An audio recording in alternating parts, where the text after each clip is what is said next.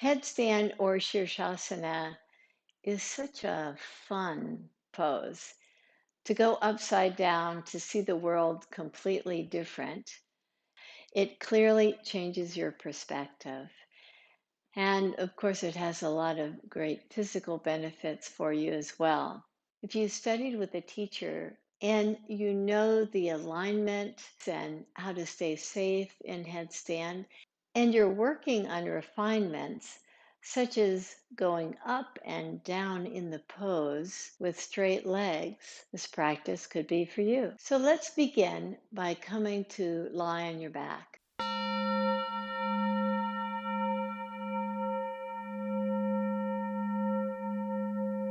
As you come to lie on your back, let's just see how much hip flexion you've got. And to check this out, I always like using the strap. So take your strap around your right foot and just hold on to the strap with the strap separated, hands a little bit wider apart, and straighten your left leg. And just kind of check in with the back of the leg. Of course, we want to get just a lot of length in the back side of the leg. So having this opportunity to keep the spine straight and lengthen the back side of the legs with your spine in this nice alignment where you've got the natural curves represented.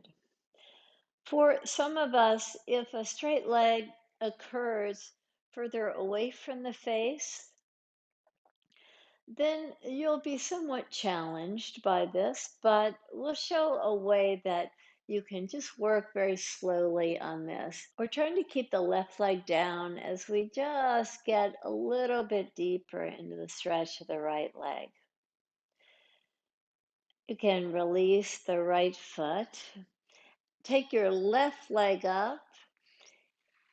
And just once again, just kind of notice how once you can start with your right foot on the floor, your left heel lifted, and extend the right leg now as you just start to work a little bit more fully with the left leg. Engage the full length of the leg by lifting the heel higher than the toes and spreading the toes. Draw your knee toward your pelvis. So you've got more of a contraction going on the front side of the leg and more length on the back side of the leg. And you can slowly release. Come to a seated position now. And as you come to a seated position, with your legs straight, reach your legs forward and engage the legs nicely with the toes spread, with the backs of the thighs pressing, with the fingertips pressing. Get a nice openness to the heart in dandasana.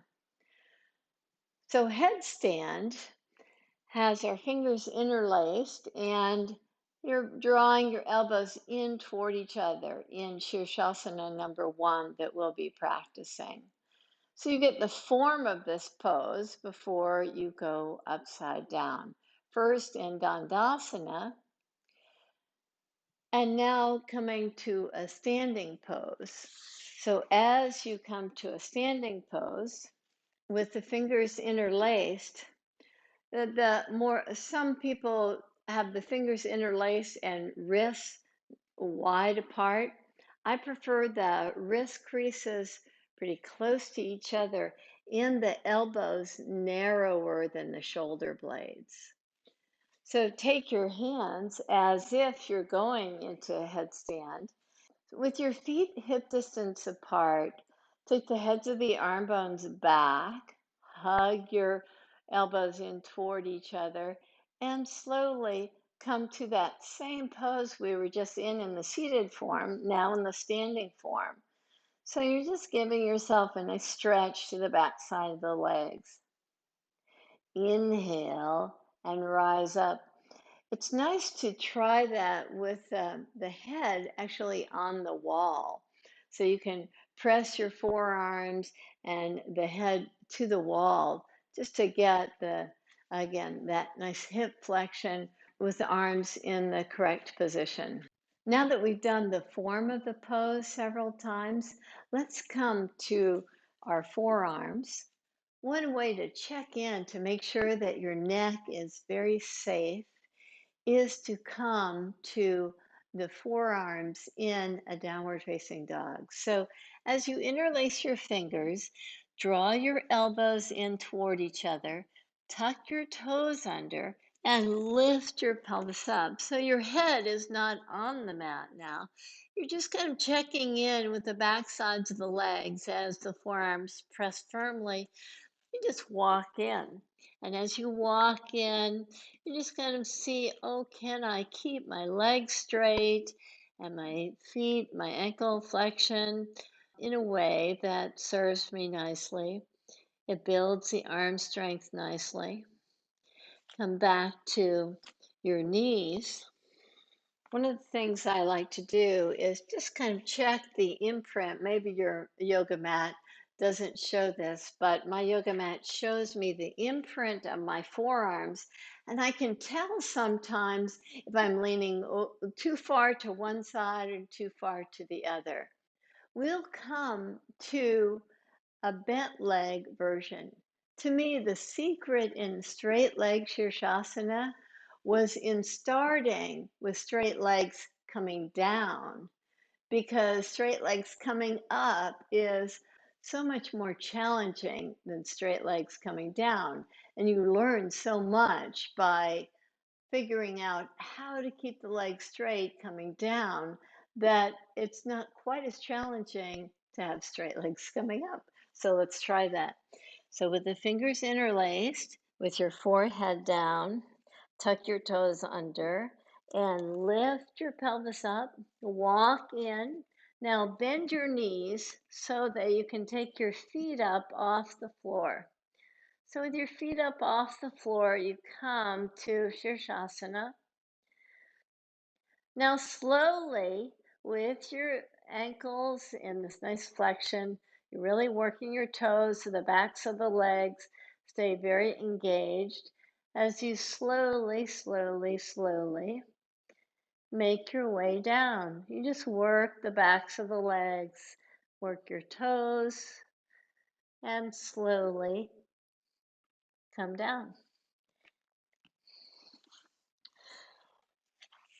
The coming down method is so much more accessible than the lifting up method.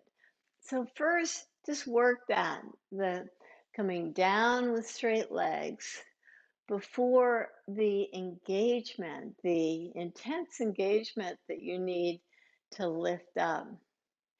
And eventually, you'll be able to go both ways. So come to Shirshasana one more time again, either with the bent legs, just like we just did, or with straight legs.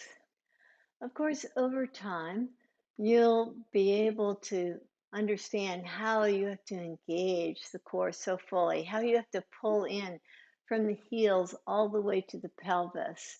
Over time, your hip flexion will improve, and you'll be able to go up and down with straight legs.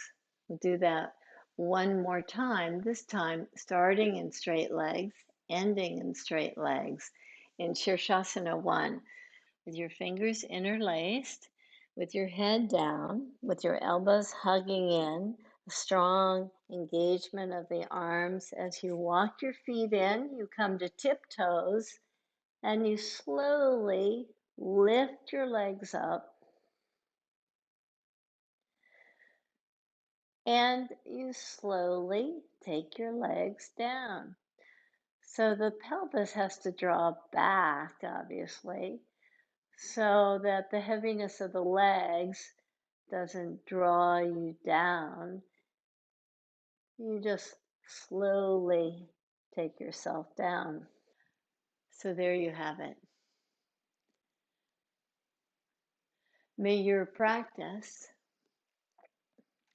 take you a little bit deeper and more gracefully into this version of headstand. Namaste.